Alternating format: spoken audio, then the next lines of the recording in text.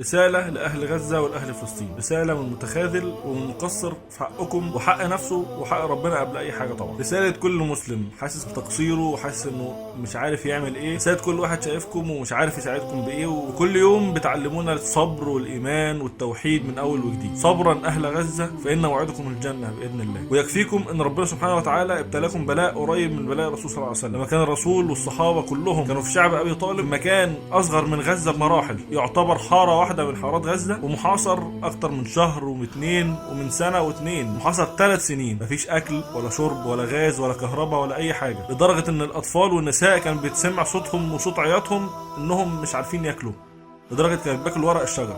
صبرا اهل غزة فإن موعدكم الجنة. واعذرونا ان احنا مش قادرين نساعدكم باموالنا ولا بانفسنا، ولكن لن ننساكم بالجهاد والدعاء، ونعرف العالم كله بقضيتنا، ونفضح أحفاد القردة والخنازير. أم حسبتم أن تدخلوا الجنة ولما يأتكم مثل الذين خلوا من قبلكم مستهم البأساء والضراء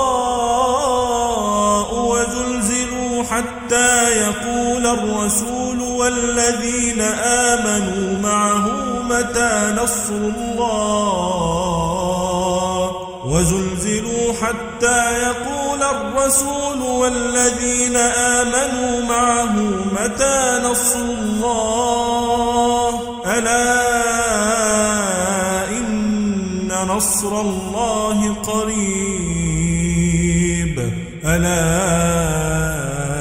إن نصر الله قريب. صبرا أهل غزة فإن موعدكم الجنة إن شاء الله، وإنه لجهاد نصر أو استشهاد، ولا تيأسوا ألا إن نصر الله قريب.